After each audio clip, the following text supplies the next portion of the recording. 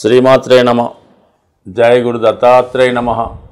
ఈ వీడియోలో మనం ఏప్రిల్ 3వ తారీఖు నుంచి జూన్ 6వ తారీఖు మధ్యలో కర్కాటక రాశిలో సంచరిస్తున్నటువంటి కుజగ్రహ ప్రభావం ఏ విధంగా ఉండబోతుంది అనే విషయాన్ని పరిశీలించినప్పుడు 65 రోజుల పాటు కర్కాటక రాశిలో సంచరిస్తున్నటువంటి కుజగ్రహ ప్రభావం వృశ్చిక రాశి వారి మీద ఏ విధంగా ఉండబోతుంది అని పరిశీలించినప్పుడు వృశ్చిక రాశి వారికి కుజుడు రాస్యాధిపతి మరియు షష్టాధిపతి కూడా అవడం వల్ల ముఖ్యంగా ఈ రాశి వారి యొక్క జీవన విధానం, ఉద్యోగ విషయాలు, ఆరోగ్యం కామన్గా ఈ కుజుడి బట్టే ఆధారపడి ఉంటుంది. మరి కుజుడి రాశి వారికి శుభగ్రహం అవటం వల్ల మరి కుజుడు ఎంత బలంగా ఉంటే ఈ రాశి వారికి అంత ఇంప్రూవ్మెంట్ రావడం జరుగుతూ ఉంటుంది. మరి ప్రస్తుతం కుజుడు నీచ స్థితిలో కర్కాటక రాశిలో ఉన్నప్పటికీ కూడా ఈ స్థితి ఈ వృశ్చిక రాశి వారికి అంతగా ప్రభావం చూపుతాం. ఎందుకంటే భాగ్యస్థానంలో రాస్యాధిపతి సంచరిస్తున్నాడు. అంటే ఒక విధంగా వీళ్ళకి అదృష్టం వరించబోతుంది. అంటే మంచి కార్యక్రమాలు చేయడానికి ఆసక్తి చూపుతూ ఉంటారు.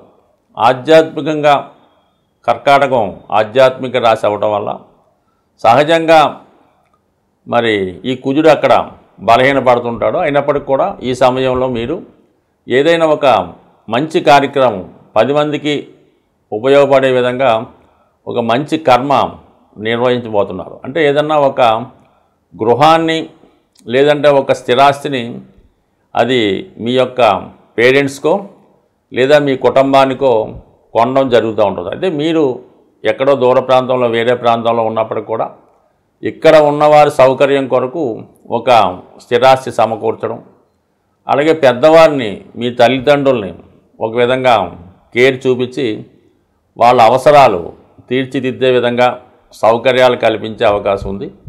వ్యక్తిగతంగా మీలో ఉన్నటువంటి కొన్ని బలహీనతలు తగ్గించుకొని మిమ్మల్ని మీరు సంస్కరించుకొని ఒక ఆధ్యాత్మిక రంగంలోకి ఒక మంచి మార్గంలో మీరు ప్రయాణించడానికి ఈ గ్రహస్థితి మీకు చాలా వరకు సహకరిస్తుంది.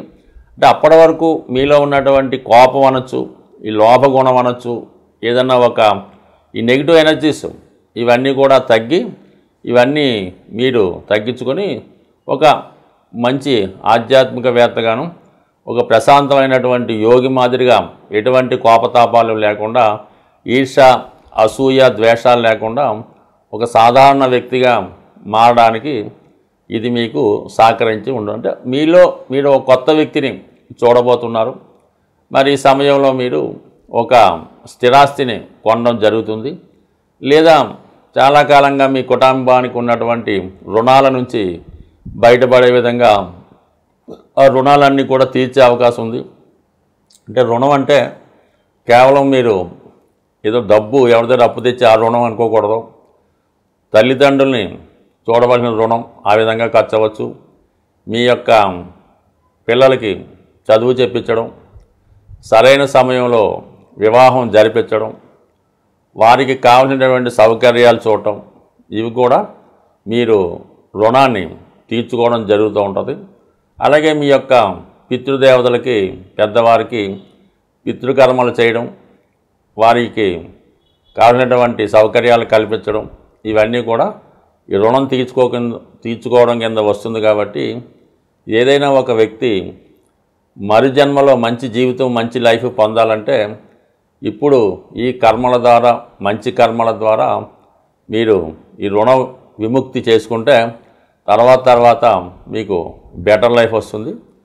ఇంకా మనం తర్వాత జన్మ ఉందా లేదా పక్కన పెడితే కనీసం మీ సంతానం మీ కళ్ళ ఎదురుగుండా చాలా గొప్పగా మీకన్నా ఉన్నత స్థాయిలో బ్రతికే విధంగా ఈ గ్రహస్థితి మీకు సహకరించడం జరుగుతూ ఉంటుంది. ఏదైనా గ్రహాలు మనం చేయవలసినటువంటి కార్యక్రమాలని అవి గోచారం ద్వారా మరి తప్పనిసరిగా మన చేత కొన్ని కార్యక్రమాలు చేయించడం జరుగుతూ ఉంటుంది.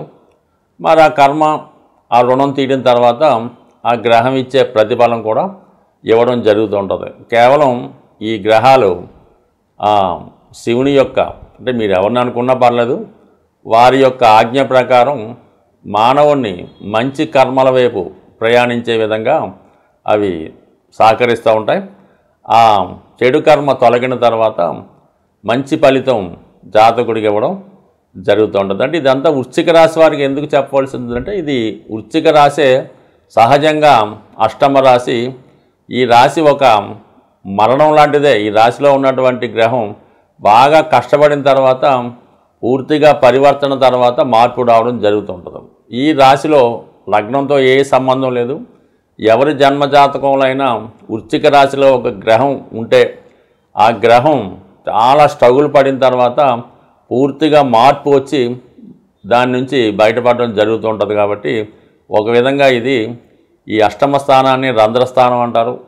అందులో ఏం జరుగుతుందన్నది గత జన్మను బట్టి ఆధారపడి ఉంటుంది తప్ప ఏదైనా ఈ వృశ్చిక రాశి వారు జీవితం సాధించాలంటే ఒక పెద్ద యుద్ధమే చేయవలసి ఉంటుంది.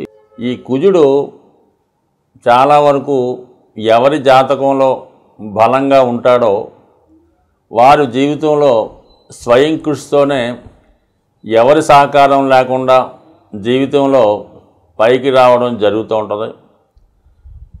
కుజుడితో పాటు రవిగ్రహం కూడా బలంగా ఉంటేనే కుజుడు ఇంకా తన యొక్క ఫలితాన్ని చాలా పవర్ఫుల్గా ఇవ్వడం జరుగుతూ ఉంటుంది. అంటే ఒక రాజ్యంలో రాజు ఎంత బలవంతుడై ఉంటే ఈ సైన్యాధ్యక్షుడు కూడా అంత పవర్ని కలిగి ఉంటాడు. కాబట్టి కామన్గా ఈ కుజుడు రవి యొక్క బలాన్ని బట్టి జాతకంలో పనిచేయడం జరుగుతూ ఉంటుంది. జాతకుడికి కానీ ఎవరికైనా అశాంతికి కారణాలు కామ, క్రోధ, లోభాలని, వీటి వల్లే ప్రతివాడు అశాంతికి లోనవుతుంటాడు. అయితే కామానికి శుక్రుడు కారణమైన అతి కామానికి కుజగ్రహం కారణం అవుతూ ఉంటాడు. అంటే కామం అంటే ఒకే అర్థం కాదు. ఏదైనా సంపాదన, ఎసెట్ సంపాదించుకోవడం, ధనం సంపాదించడం, ఇవన్నీ కూడా దాని కిందకే రావడం జరుగుతూ ఉంటుంది. లోభం అన్నది ఏంటంటే అది పిసనారితనం. మనం ఇవ్వడం తప్పనిసరిగా ఉన్నప్పటికీ కూడా పక్కవాడి చేత కూడా ఖర్చు పెట్టకుండా, మనము ఖర్చు పెట్టకుండా పొదుపుగా వాడడం, లోభం అన్నది చాలా వరకు కూడా కారణమవుతుంటుంది. దానికి బుధుడు కారణమవుతూ ఉంటాడు. ఎక్కువగా క్రోధం, దాన్ని కోపం అంటూ ఉంటారు. ఈ కుజుడు జాతకంలో బలహీనంగా ఉన్న, పాపగ్రహాలతో కలిసి ఉన్న క్రోధం కారణంగా, అతి కోపం కారణంగా చాలా వరకు తను సంపాదించినటువంటి పుణ్యాన్ని, మంచి పేరుని, ధనాన్ని, ఆస్తిని కోల్పోయి చాలా వరకు పతనావస్థకి వెళ్ళడానికి కారణమవుతుంటుంది. ఇది కామన్గా ఈ క్రోధం ఎక్కువ అవడం వల్ల అటు మహాభారతంలో ఈ దుర్యోధనుడు అవ్వచ్చు, అలాగే రావణాసురుడు అవ్వచ్చు, ఈ విధంగా ప్రముఖ ఈ వీళ్ళంతా కూడా ఈ రాక్షస వర్గానికి చెందినటువంటి రావణాసురుడు, అలాగే కంసుడు, బలిచక్రవర్తి, వీళ్ళంతా కూడా ఈ క్రోధం కారణంగా మరి వాళ్ళు మంచి వాని చేతిలో మరణం పొందినప్పుడు కూడా అది ఒక విధంగా మనకి ఒక మెసేజ్ లాగా చెప్పడం జరుగుతూ ఉంటుంది.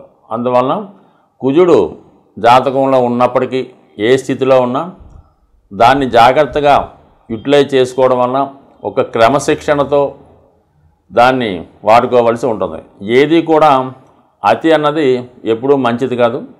కానీ కంపల్సరిగా ఒక జాతకుడు స్వతంత్రంగా ఎవరి మీద ఆధారపడకుండా నిలబడాలన్నా, తన యొక్క జీవితానికి సరిపోయినటువంటి ధనం, ఆస్తి సంపాదించుకోవాలన్నా, తన వారికి లోటు లేకుండా చూడాలన్నా, ముఖ్యంగా వివాహ జీవితం సంపూర్ణంగా ఆనందంగా ఉండాలన్నా అటు ఆడవారి జాతకంలోనూ ఈ మగవారి జాతకంలో కూడా సోకాళ్ళగా వివాహ పొంతను చూసినప్పుడు ఈ కుజుని యొక్క, అంటే దాన్నే కుజదోషం అంటూ ఉంటారు, కుజుడు ఉన్న స్థానాలను బట్టి ఇద్దరికి వివాహ పొంతన ఉన్నదా లేదా అన్నది కూడా మెయిన్గా కుజగ్రహ స్థితిని బట్టే పరిశీలించడం జరుగుతూ ఉంటుంది. అందువలన ఏంటంటే వివాహ జీవితం సరిగ్గా సాగాలన్నా, తర్వాత సంతానం కలగాలన్నా, భార్యాభర్తలు తగులాడకుండా ఉండాలన్నా కుజుని యొక్క బలం, కుజుని యొక్క స్థితి తప్పనిసరిగా పరిశీలించవలసి ఉంటుంది. కుజుడు మీకు అనుకూలంగా మారాలంటే చాలా ఈజీ మాట. కుజుడు తొందరగా అనుగ్రహించే గ్రహం కాబట్టి కుజగ్రహం మీకు అనుకూలించాలంటే సాధ్యమైనంత వరకు మీరు ఈ మంగళవారం రోజు హనుమాన్ చాలీసా పారాయణ వల్ల, హనుమాన్ని పూజించడం వల్ల, మంగళవారం నియమంగా ఉండడం వల్ల చాలా వరకు మీరు కుజుని యొక్క అనుగ్రహానికి పాత్రులవుతుంటారు. ఇంకో రకంగా కుజుని యొక్క బలం కావాలంటే, ఎనర్జీ కావాలంటే ప్రతిరోజు వ్యాయామం చేయడం వల్ల, నడక రన్నింగు చేయడం వల్ల కుజుడు మీకు ఒక విధమైన శక్తిని, కాన్ఫిడెన్స్ని ఇవ్వడం జరుగుతూ ఉంటుంది. మరి ఇంకా ఎక్కువ కుజుని యొక్క శక్తి కావాలనుకున్నవారు ఏదైనా ఒక జిమ్ ట్రైనర్ ద్వారా ఆ ప్రయత్నం చేయడం వల్ల ముఖ్యంగా కాన్ఫిడెన్స్ పెరుగుతూ ఉంటుంది. ముఖ్యంగా ఎవరైతే నిరుద్యోగులుగా ఉంటారో వాళ్ళు ఏంటంటే ఈ వ్యాయామం, ఫిజికల్ ఫిట్నెస్ ద్వారా చేసుకుంటే అటు ఇంటర్వ్యూలో నెగ్గడానికి కానీ, కాంపిటేటివ్గా ఏ పనైనా చేయడానికి కారణం అవుతూ ఉంటుంది. కాబట్టి యువకులు, ఉత్సాహవంతులు ఆ విధంగా చేయొచ్చు. ఎక్కువగా స్త్రీలు హనుమంతుణ్ణి, సుబ్రహ్మణ్య స్వామిని పూజించుకోవడం, మంగళవారం నియమంగా ఉండడం వల్ల చాలా వరకు మీకు ఈ కుజగ్రహ అనుగ్రహం లభిస్తూ ఉంటుంది. దాని తర్వాత మనం చాలా విషయాల్లో ఓడిపోతున్నాం. ఏదైనా ఒక భూమి కొనాలంటే అవ్వడం లేదు, అప్పులు తీరడం లేదు అనుకున్న వాళ్ళు కుజుని యొక్క అనుగ్రహం బలంగా ఉన్నవారితో మీరు స్నేహం చేయవలసి ఉంటుంది.